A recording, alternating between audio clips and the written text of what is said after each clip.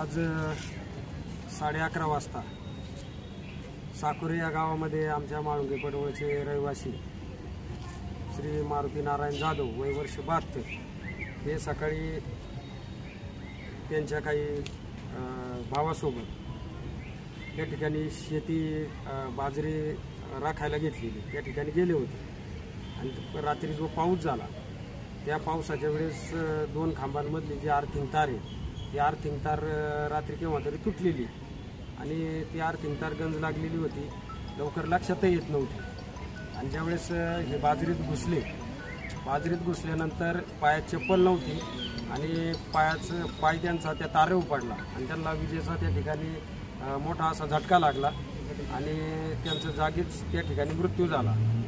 तर साकुरे गावातून आपण सुलतानपूरकडे जो रस्ता जातो साकुरे गावातून, तर सुलतानपूरच्या केटी बांधाऱ्याच्या अलीकडे ती शेती आहे आणि त्या ठिकाणी बाजरी आहे, तर त्या ठिकाणी ही दुर्घटना घडली। आता ते जे कुटुंब आहे माळुंगे पडवळ गावातील असून त्यांना एकूण 3 मुली आहेत आणि एक पत्नी आहे।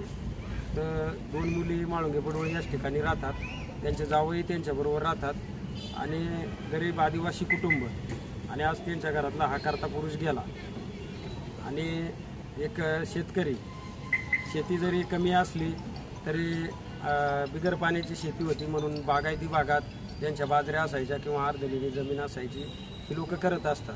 तर त्या कुटुंबाला कुठेतरी एक न्याय मिळाला पाहिजे। शासनाच्या भरपूर योजना आहे, त्यामध्ये गोपीनाथ मुंडे अपघाती विमा योजना आहे, तिचा लाभ भेटला पाहिजे। त्याच्यामध्ये आता जे आंबेगाव तालुक्यामध्ये किंवा आजूबाजू पुणे जिल्ह्यामध्ये सतत पाऊस पडत आहे, बरोबर। आता जर पाहायला गेलं तर अवकाळी पाऊस समजला जातो, पण पावसाळ्यासारखा पाऊस पडतो म्हणजे एकंदर 1 महिना अगोदर मान्सून आलेला आहे। आता ही जे घटना घडतात ते वीज पडते इकडे काय पडते, तर त्याच्याबाबत तुम्ही लोकांना काय आवाहन करा आणि जनजागृती म्हणून काय सांगाल ते सांगा, म्हणजे सगळं सविस्तर। लोकांना असं आव्हान आहे का हे जे अवकाळी पाऊस होतात विजांचा कडकडाट होतो, अचानक 1 तास पाऊस पडतो, सगळं पूर्ण पाणी भरलं जातं।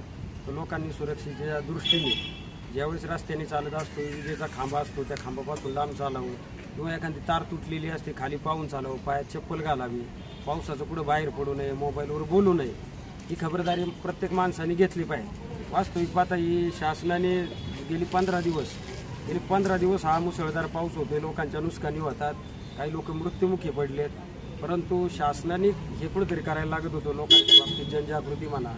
आपण आज पाहतोय की शासकीय पंचनामे सुद्धा अजून कुठे झालेले नाही, त्यामुळं सामान्य माणसांनी बी थोडा विचार केला पाहिजे, जगायचं कसं हा बी विचार केला पाहिजे। पाहायला गेलं तर ती MSCBची बी चूक आहे, परंतु काय होतं का थोडा आड साईडला हा भाग असल्यामुळं त्या ठिकाणी एखादी गोष्ट होती, तार तुटती, काय होतं लोकांचा वावर असला तर ती समजतं का तार तुटली, परंतु थोडं आड साईडला असल्यामुळं तार तुटली लक्षात नाही आली। परंतु आपण 15 दिवस पाहतोय का पाऊस येतो तासभर लाईट जाते दिवसभर, अशी MSCBची एक अवस्था झालेली आहे। थोडा दुसऱ्या गावात जरी वीज चमकायला लागली तरी इकडे लाईटी जातात, लाईटी जाऊन 5-5 मिनिटाला लाईटी जातात, 10-10 मिनिटाला लाईटी जातात। तर याच्यावर कुठेतरी वीज मंडळाने बी कुठेतरी खबरदारी घेतली पाहिजे, लोकांना जागृत केलं पाहिजे किंवा अशा काही घटना घडत असल्या तर लोकांना जागरूक करून त्या कळवल्या पाहिजे, असं MSCBने आव्हान केलं पाहिजे। परत हे झाडांपासून ज्या तारा गेल्यात ती झाडंही MSCBने फांद्या तोडल्या पाहिजे, फांद्या तोडून जेणेकरून तारा मोकळ्या होतील का जेणेकरून असे प्रसंग होणार नाही, ही MSCBने दक्षता घ्यावी। 11:30 वाजता घटना झाली, नंतर आम्हाला फोन आल्यावर आम्ही गेलो तर सदर आमच्या बंधूचं मैत झालेलं होतं, जागेवरच ऑफ झाली। घटना कुठं झाली? ही जी घटना झाली ती घटना कुठं झाली आणि गाव कोणतं आहे ते सविस्तर? ते साकुऱ्या गावामध्ये झालेली घटना। आपलं हे मनसरला पाणी पिण्याचं बंधारा आहे का, बंधाऱ्याच्या खाल्ल्या बाजूला त्या बाजरीमध्ये, म्हणजे साकुरे गावामध्ये केटी बांधारा, म्हणजे साकुरे गावामध्ये जो केटी बंधारा आहे, हो आंबेगाव तालुक्याचा मनसरला पाणी पिण्याचं जी स्कीम आहे त्याच्या खाल्ल्या बाजूला बाजरी होती, त्या बाजरीच्या शेतामध्ये। हो, तर त्या ठिकाणी ती शेती करत होते, बाजरी कशासाठी घेतली होती? म्हणजे बाजरी करत असताना कशी बाजरी होती? राखायला घेतली होती ना ती, तिसऱ्या वाटेने। म्हणजे ही जी व्यक्ती आहे ती शेतकरी आहे, हो आणि ठाकर समाजाची राखायला घेतली होती।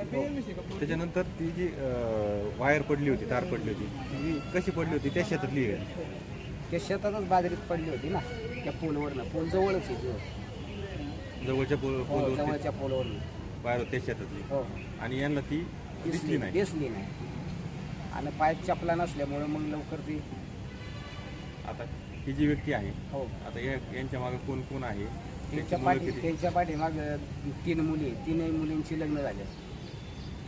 म्हणजे आता राहायला कुठं होते प्रॉपर? ते आमच्या घरा शेजारी कुठं? माळुंगे पडवळ. माळुंगे पडवळ. हो. त्या ठिकाणी कोण कोण राहत होतं? त्या ठिकाणी फक्त आमच्या थोरल्या भाऊजाई आणि 2 जण राहायचे, ते नवरा बायको आहे. नवरा बायको.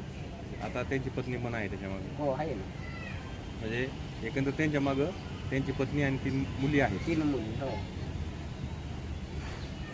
आता तुमची शासनाकडे काय मागणी? शासनाकडे काय हेच आता त्यांच्या आमच्या थोरल्या दादाच्या नावावर जमीन आहे 32 गुंठे. काहीतरी काय माहिती का गोपीनाथ मुंडे स्कीम काही असं जी स्कीम थोडेफार पैसे त्यांच्यासाठी मिळावे विनंती. या बातमीचे प्रायोजक आहेत Sita Motors service and spares. आमच्याकडे सर्व प्रकारच्या 4 व्हीलर गाड्यांची कामे काळजीपूर्वक व योग्य दरात केली जातील. आमचा पत्ता जुना चांडोली रोड, सिद्धिविनायक वजन काट्या शेजारी 40 बंगला, मनसर, तालुका आंबेगाव, जिल्हा पुणे. संपर्कासाठी क्रमांक 95 61 73 56 67.